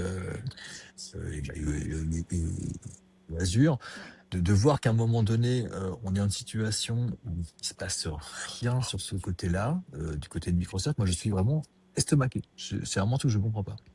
Donc là, tout ça pour dire en gros que malgré tout, quels que soient les insights que je peux récupérer en interne, bah, en tout cas sur la partie présentation, malheureusement, à titre personnel, je ne peux pas. À peu pour des amis qui sont dans des startups, le monde a changé. Ouais, mais à la fois Microsoft et Apple reconnaissent un peu leur incapacité à développer un LLM propriétaire et s'appuient sur des LLM partenaires parce que je pense que c'est un autre métier que que celui Hmm. qu'ils faisaient jusqu'à présent. Mais Je effectivement. fais un commentaire. Je fais un commentaire. Oui, Autant Apple, c'est dommage, je peux comprendre, ils oui, auront le cash, donc de toute façon, c'est un vrai sujet aussi, comment dire, politique. Ce que sont les États-Unis normalement par rapport à ouais, l'absence de monopole, parce que sincèrement, on a des boîtes qui sont d'une puissance, ou même Rockefeller, je pense au début, comment dire, du XXe siècle, n'était pas aussi puissant que ces boîtes-là. Et à l'époque, il y a eu quand même des lois qui sont passées sur des lois anti-monopole, anti-trust, etc. Là, on voit bien qu'on laisse les trusts arriver. Pourquoi? Parce qu'il y a la Chine en face, d'accord? Oui, Je pense que sinon, ça serait pas du tout la même chose. Ça, c'est je comme comprends. ça. Autant Apple, why not? Ils s'en sortiront, etc. Je suis pas inquiet, ils sont trompés, mais ils s'en sortiront. Notamment avec les LLM, quand ils seront beaucoup plus light, etc. À mon avis, ils les mettront directement sur leur Mac ou sur leur iPhone. Ils s'en sortiront, peut-être pas tous, mais ils vont s'en sortir. Microsoft, par contre, par rapport à ce que tu disais, Stéphanie, c'est ça qui m'a fait réagir. ouais, C'est vrai que Microsoft, à un moment donné, c'est peut-être pas une boîte de LLM, mais c'est quand même une boîte de chercheurs. Enfin, c'est bien aussi sûr. une boîte d'ingénieurs. Et quand on voit, par exemple, que les mecs, ils arrivent à sortir des puces sur la partie, comment dire, quantique, qui est aussi un sujet sur lequel est fugé dessus, donc qui est quand même un truc de, enfin, ça rigole pas. Enfin, je veux dire, pour le coup, c'est vraiment un truc sérieux. Quand ils voient même les papiers de recherche qui sortent, franchement, les mecs sont hyper bons. Moi, je reste malgré tout très étonné qu'ils n'aient pas réussi sur PowerPoint, quitte à racheter des boîtes, Mm. à avoir un truc qui soit au même niveau que Canva. Enfin, au pire Canva, quoi. Voilà. Ouais, non, non, je suis assez d'accord. Après, voilà, dans les GAFAM, si ce n'est Google, on a quand même des grosses difficultés à se mettre à l'heure de l'IA, ou en tout cas avoir des outils suffisamment performants. Amazon utilise Claude Ouais, ils ont mis pour beaucoup de leurs cash clients, sur voilà. Claude. Ils utilisent Anthropic. Voilà, Microsoft c'est compliqué, Apple c'est compliqué. On le sait, Facebook slash Meta, c'est compliqué avec l'IA, et c'est un gouffre financier après leur premier gouffre du métaverse. On a quand même une évolution de ces géants du web qui est quand même très chahutée ces derniers temps avec les nouvelles règles de l'IA. Et justement, c'est un super sujet pour introduire notre dernier sujet sur l'accompagnement de ses clients sur la partie IA. C'est qu'en fait, ben, avec toutes ces solutions, on voit qu'il y a quand même ben, des fois beaucoup de solutions et au final, c'est compliqué de choisir entre tous ces différents cas d'usage, toutes ces différentes solutions. Ben donc, vous, Fabien, un petit peu, quand une entreprise va venir vous solliciter sur de l'IA, sur de l'IA générative, par où vous commencez? Est-ce que vous commencez plus par du conseil toujours, où il faut toujours aller auditer pour comprendre et c'est pas à l'entreprise d'être maître de ces cas d'usage, mais c'est plutôt à vous de conseiller dessus, ou ça peut être directement sur du développement, de l'intégration en fonction des problématiques qui sont identifiées directement chez le client. Bon, de base, hein, d'un point de vue marketing, souvent, évidemment, on va communiquer sur des use cases, sur des business cases, sur des capacités, d'accord, de l'entreprise. Je mets ça de Et côté parce que c'est pas comme ça que ça marche après, d'accord? Mais en tout cas, ça, c'est pour interpeller les personnes et pour on pourra les rassurer, mettre etc. éventuellement, on pourra mettre des liens Comment? éventuellement et les cas d'usage dans la bio, comme ça ils pourront aussi aller voir des cas Ouais, d'usage. ou ce que j'enverrai même, c'est sur la presse release de Ouais, Fujitsu, parce que parfait. là, pour le coup, il y a tout, enfin, il y a tout Allez, ce qui est parfait. officiel, etc. Parce qu'après, Bien vu sûr. qu'encore une fois, on est une grande boîte, il y a des Bien choses sûr. qui sont pas communicables et tout, dans le côté presse Tu release, veux pas nous malheureusement. partager des projets militaires britanniques ou des projets militaires, on est Non, preneur. non, non, non, c'est impossible. Bien sûr, bien sûr. À côté de ça, C'est du projet, encore une fois. C'est comme d'habitude, il faut partir du besoin du client. Le client, en fait, s'il vous sollicite, parce qu'il a vu quelque chose, évidemment, ça va un petit peu orienter le sujet, dans le sens, à un moment donné, je sais pas, j'ai vu que vous faisiez ça, est-ce que vous pourriez m'en dire plus, etc. Moi, je suis dans tel environnement. Donc, évidemment, bah, on va discuter avec lui de quel est son environnement, quelles sont ses contraintes, etc., pour arriver justement à avoir ce besoin-là, qui va être traité. Sinon, à un moment donné, si on nous sollicite, comment dire, directement parce qu'il y a un projet, bah, on va analyser ce besoin. Je veux dire, c'est très humain, pour le coup, c'est quelle est la situation, quel est le besoin, quel est le pain point, quoi, quelle est la difficulté, quel est le challenge, quel est l'objectif, et ensuite quel est l'environnement. Je, il y a, quelles que soient, comment dire, ces vertus d'accessibilité, de génération, d'aide à la créativité, d'optimisation, de vitesse, d'accord? Ça reste un outil, d'accord? Et encore une fois, une organisation, on est des humains, donc l'organisation, elle a des processus ou des macro-processus ou des tâches à traiter sur lesquelles elle a des difficultés. Et en fait, c'est ça, on part de là, d'accord? Et on voit en effet s'il y a, comment dire, c'est la bonne chose. Vous l'avez dit tout à l'heure, il y a des éléments d'automatisation. Enfin, moi, j'ai travaillé pour des boîtes de robotique process automation il y a quelques années dans la partie software. On automatisait des choses et parfois, bon, il ne sert à rien d'utiliser de l'aléatoire, de ce qui est finalement à LLM, même si à un moment donné, on arrive à un résultat déterministe grâce au prompt, grâce aux skills, grâce à la partie agentique, on va arriver à quelque chose qui soit le plus proche possible de l'intention du départ. Mais quand c'est juste des successions de tâches où à un moment donné, il faut naviguer dans des trucs avec des conditions ou avec des règles, une partie RPA ou même un développement, comment dire, est suffisant. Donc, encore une fois, il faut partir du besoin et savoir et faire les choses. Moi, je vais pas repeindre ou dire, comment dire, ou nos consultants ne vont pas repeindre, comment dire, tout du sol plafond en IAGEN si c'est pas pertinent, parce que le but du jeu, c'est d'avoir le truc le plus fiable. Sautant qu'il y a un énorme problème, ça vous le savez, et ça c'est là où moi j'en veux pas aux entreprises aussi qui se posent plein de questions, c'est je veux mettre en place une solution, une plateforme, quelle qu'elle soit, de traitement documentaire, d'analyse de documents, de reporting, de communication, que sais-je, d'accord? Je vais utiliser une IA. C'est vrai, mais on en parlait tout à l'heure en souriant, mais il y a 2 ans, Google était près de la correctionnelle, quoi. Enfin, je veux dire, ils auraient pu, à un moment donné, suite à leur première démo, ils auraient pu ne pas se relever. Ils se sont relevés, et tant mieux pour eux. Mais ça a été compliqué. Comment aussi, de façon définitive, c'est impossible. Enfin, aujourd'hui, vous me dites, qu'est-ce qu'il faut prendre comme modèle d'IAGEN pour un truc qui va durer 10 ans? Si vous avez une réponse, pour moi, vous êtes un peu fou. D'accord? Vous devez avoir une plateforme qui est suffisamment, comment dire, plastique et flexible que Ouais. potentiellement vous allez le faire. Le seul truc que vous devez choisir, et ça c'est hyper important, surtout si vous êtes une PME, une PMI française, et je dis ça, je suis dans un groupe international, vous devez penser, comment dire, malgré tout, souveraineté. Alors peut-être que vous ne travaillez pas sur le marché français, vous travaillez sur le marché européen, vous travaillez, Union européenne, pardon, vous travaillez peut-être à l'international, c'est hyper important de savoir, en fait, qu'il y a certainement des éléments où vous n'aurez pas le choix. Vous serez, comment dire, forcément avec de l'Azure, de la WS, avec du Google, du GCP, peut-être de l'Alibaba si vous êtes en Chine, parce que de toute façon, il n'y a pas le choix à un moment donné aussi d'utiliser. Par contre, vous devez avoir une réflexion d'un point de vue souveraineté sur vos données critiques. Elles doivent être peut-être dans un données, comment dire, dans un cloud souverain ou dans un data center, comment dire, chez vous, etc. Ça, c'est important.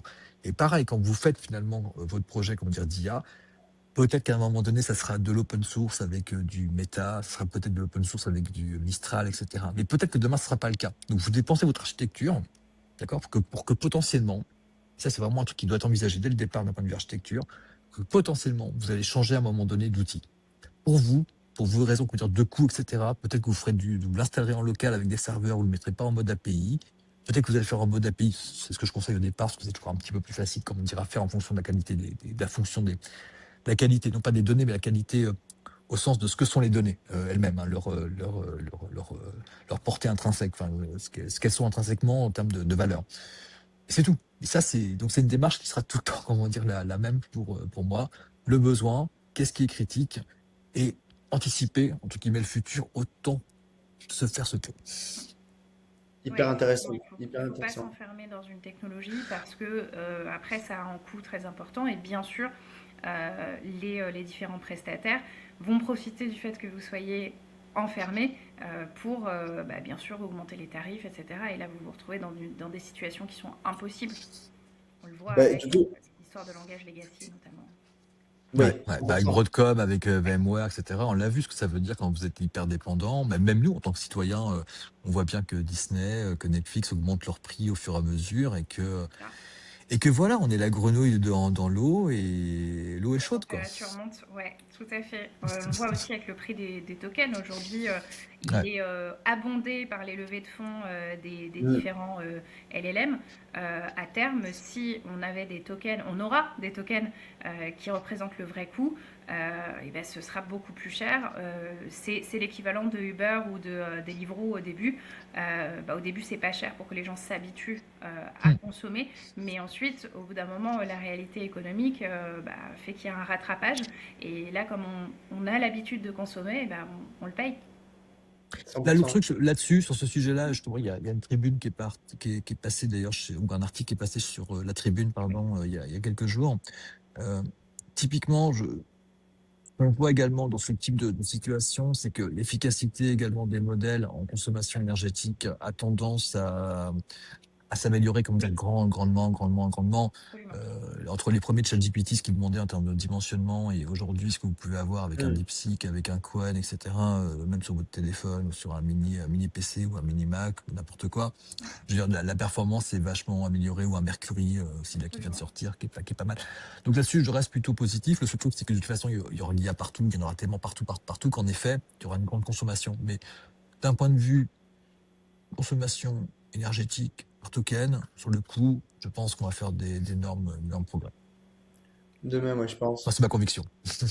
Ouais, mais toi, les articles, les recherches, etc., quand même convergent dans ce sens-là, ou comme quoi on va Mais quand même c'est réussir tellement à... d'argent économisé. En fait, il y a quand même des Ouais. gens qui aujourd'hui achètent des data centers ou quasiment des centrales nucléaires pour ça. Si à un moment donné, vous leur dites que finalement, vous allez pouvoir vendre 2 fois plus d'électricité parce que ça vous avait diminué, comment dire, votre consommation, c'est bon. Même, par exemple, quand Netflix, comment dire, arrive d'un point de vue compression vidéo, d'accord? En fait, il y a d'énormes en fait algorithmes, je me souviens plus de l'histoire, mais il y a des algorithmes mathématiques de compression vidéo qui sont sortis il y a, je sais plus, au début des années 2000 et tout. C'est ce qui ont permis à un moment donné d'avoir ça. Si on n'avait Mm. pas eu ça, ça aurait été trop compliqué ou trop cher. D'accord. Aujourd'hui, en fait, c'est une commodité d'avoir même sur nos téléphones 5G des vidéos TikTok ou même du 4, enfin, du 4K, enfin, que sais-je, etc.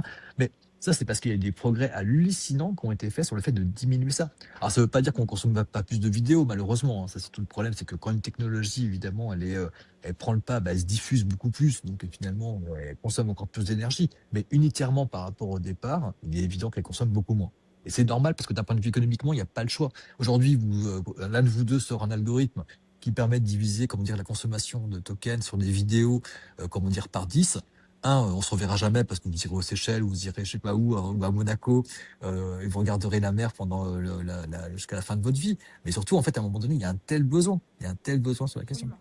Mais aujourd'hui, ne serait-ce que sur le fait de minimiser les prompts, on a déjà des sujets et des startups qui lancent des produits qui permettent donc d'avoir une partie des données qui sont traitées en local, donc ça évite de devoir payer des tokens à Mm. chaque fois. Et au-delà de ça, on va supprimer les espaces, les s'il vous plaît, les merci, la partie inutile.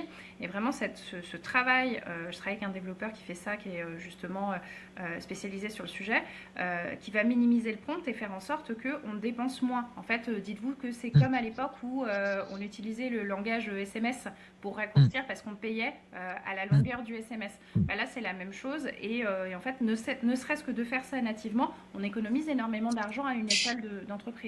Mm. Moi, j'ai envie de Ouais. dire merci quand même. J'ai une sorte d'anthropomorphisme qui fait que j'ai envie de dire merci, etc. Oui, pareil, J'avoue, effectivement. j'avoue. C'est un énorme problème. Je sais que c'est pas nécessaire, mais j'avoue que dans ma relation, ça me fait C'est plaisir, en fait. c'est pareil, voilà, peut-être que c'est une déformation de fan de science-fiction qui fait que le jour Mm. où je me dis Ouais, que le voilà. jour où les machines vont dominer le monde, au moins j'aurais été polie, quoi. Ouais, regardez l'historique, exactement. Regardez mon historique, s'il vous plaît, quand même, quoi.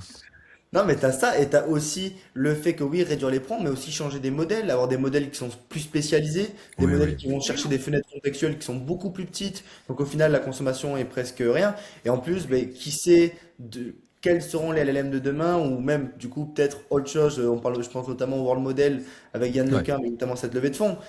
Qu'est-ce que seront les modèles demain? Donc il va, je pense, aussi avoir plein de différentes choses.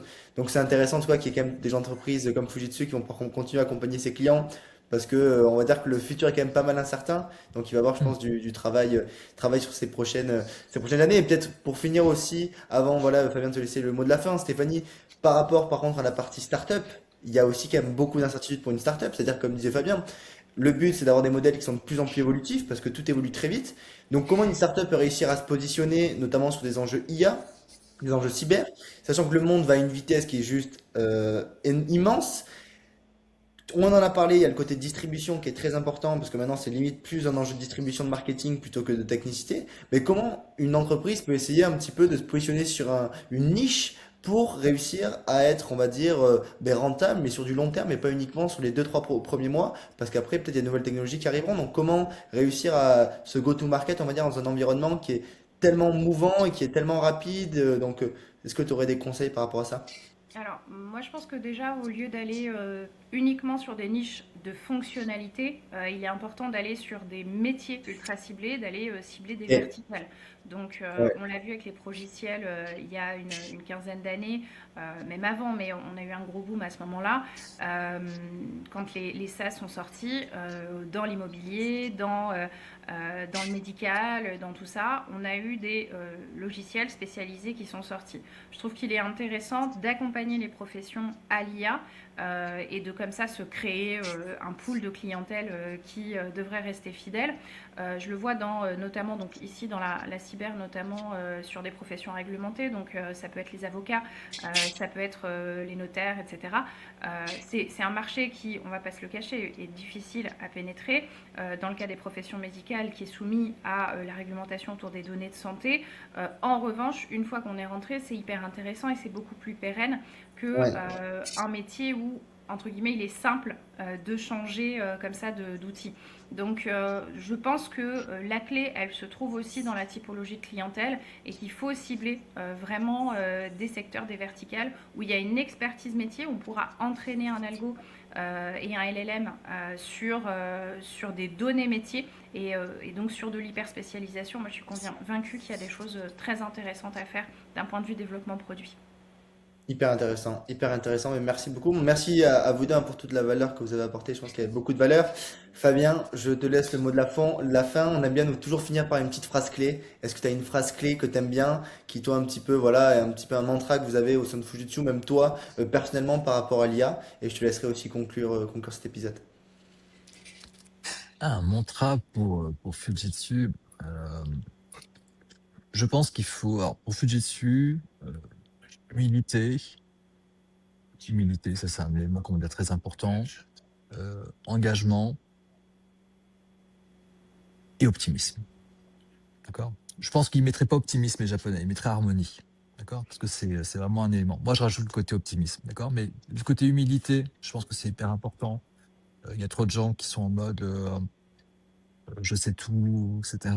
Je pense qu'il faut raison garder, même quand on est expert, etc. Aujourd'hui, on peut partager son expérience, son expertise, c'est vrai, mais il faut toujours, il faut être humble. Ça, c'est vraiment un élément qui est pour moi voilà, très important. La partie engagement, elle l'est aussi parce que c'est ce qui fait qu'à un moment donné, il y a le côté un peu passion. Et bon, voilà, je disais pour le côté optimisme parce qu'on vit un monde un peu compliqué en reconfiguration mondiale, un peu dystopique parfois. Donc, c'est à la fois passionnant, c'est un peu effrayant. Je reste personnellement à avoir confiance en l'humanité. Et ensuite, bah, d'un point de vue personnel, c'est encore une fois, je veux pas le mettre en tant que modèle parce que je trouve ça extrêmement désobligeant pour les personnes qui ne le sont pas. Et je respecte aussi. Enfin, j'ai la chance dans mon entourage d'avoir des gens qui font vraiment d'autres types de métiers dans d'autres secteurs, qui sont pas dans la tech, qui sont vraiment dans d'autres trucs beaucoup plus traditionnels. C'est hyper important. Et je trouve que voilà, on rentre aussi dans un culte de la performance où qui est peut-être trop loin, moi qui me plaît parce que j'aime bien ce côté-là, mais je trouve qu'il faut aussi apprécier, comment dire, les environnements où il y en a pas. Et c'est un enjeu sociétal de folie sur la question, vu la pression qu'on a d'un point de vue productivité, d'un point de vue prix, d'un point de vue compétition, c'est vraiment très compliqué.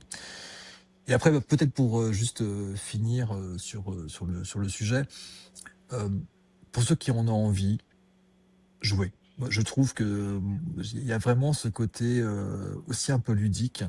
N'ayez pas peur. Bon, ça fait un peu. Je crois que c'était le pape François qui avait dit ça. N'ayez pas peur. Donc, sans reprendre un truc spirituel, mais n'ayez pas peur dans le sens de jouer. D'accord? La peur n'exclut pas le danger. Donc, de toute façon, c'est pas parce que vous avez peur, etc., que l'IA ne elle va pas arriver, et surtout que la robotique va pas arriver. Donc, au contraire, essayez de regarder. Il y a des côtés, comment dire, hyper ludiques sur la question. C'est un outil, donc comme d'habitude, hein, il y a autant d'effets négatifs, certes, que d'effets positifs.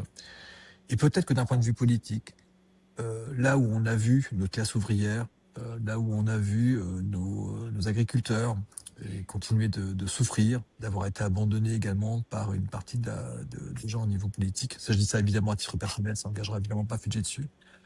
Peut-être que le fait qu'aujourd'hui, l'IA attaque également des professions, on va dire col blanc, des professions plutôt intellectuelles, même des médecins, enfin, il y aura d'énormes challenges sur la santé, etc., des avocats, etc. Peut-être que le fait que cette nouvelle population dans laquelle je m'inclus, soit également challengée par l'IA, fera que on sera peut-être enfin capable de penser collectivement à un futur qui prenne tout le monde, parce que tout le monde aura été mis dans le même problème, dans le même challenge, et je pense que c'est ça qui fait société.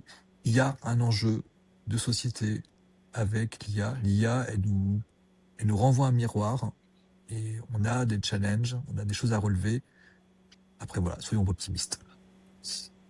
Parfait. Bah écoute, merci beaucoup. C'est bon, là, j'aurais coupé l'épisode maintenant. Mais merci beaucoup en tout cas pour toute la valeur. Même moi, j'ai appris plein de choses, donc c'est top. Donc, merci beaucoup pour cet échange qu'on a pu avoir. Enfin, je pense qu'il y avait plein d'autres sujets. On a pu parler de robotique, je pense, pendant encore 1 heure ou 2 heures. C'est fou. Bon, Tu vois, en ça, fait, je veux dire un truc, pour moi, l'IA, tu vois, c'est vraiment le tsunami. Tu vois, Ouais. vraiment le truc qui est énorme. Et après, si, je pense que tu as l'âge d'avoir vu l'attaque des Titans, Stéphanie, je sais pas, Oui, etc., si tu as vu l'attaque des Titans. Tu vois, et après, tu as la vague au-dessus, c'est ça. tu vois, du tsunami qui est là, qui est la robotique. Et le problème, c'est que pour la robotique, l'Europe, elle est. Parce que bon, dans la partie IA, ça reste des maths, ça reste. On s'en sortira. Enfin, je veux dire, si on n'était pas aussi con au niveau Union européenne, on devrait s'en C'est sortir. ça.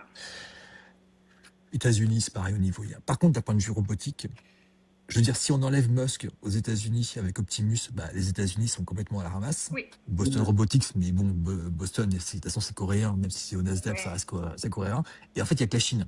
ouais, Et là, c'est un truc effectivement. qui est hyper bizarre, c'est de se dire qu'à un moment donné, c'est évidemment le numéro 1 mondial, maintenant, on va pas se mentir, qui est la Chine, qui a la technologie de demain, qui est pas une énorme tsunami, mais qui est le truc encore pire, quoi. Et ça m'interpelle, moi, par contre, d'un point de vue gestion du pouvoir, au sens politique, au sens Absolument. du pouvoir Union européenne. Oui, et même gestion des conflits internationaux, puisque Ah, la ça, question des armes des armes automatiques, on l'a vu là avec autonome, ouais. voilà, les dernières aventures entre le département de la défense américain et Anthropic hmm. et OpenAI, il y a quand même un sujet là très fort d'automatisation. Et on sait qu'il y a des robots qui actuellement sont développés, sont à l'étude sur du déploiement en Ukraine, etc. Mais il y en a deux, ouais, il y en a deux qui Voilà. sont arrivés en Ukraine. Mais voilà, ce sont des robots qui, en fait, sont issus de technologies qui viennent d'Asie. Et aujourd'hui, ce sera un retard qui sera extrêmement difficile à combler. Même si on est très bon à Bordeaux, on a les quintuples ou sextuples champions du monde de football robotique. Mais sur les applications de la vie de tous les jours, c'est plus compliqué. On gagnera les matchs au moins, c'est le plus important. Ouais, Non, il y aura un épisode. Je pense que ça donne des pistes de réflexion sur un épisode avec juste sur la plaisir. robotique. Je pense que ça peut être ultra pertinent, surtout sur des civils industriels qui adorent ce type de sujet. C'est des sujets sur qui sont vraiment friands. Donc, assez rapidement, je pense on pourra se revoir sur ce sujet. Top. Ok, with pleasure. Parfait. Ben écoute, en tout cas, merci beaucoup. Merci beaucoup à tous les deux, sincèrement. Avec plaisir. Et à très vite pour de nouvelles histoires. Yes. Ouais, super.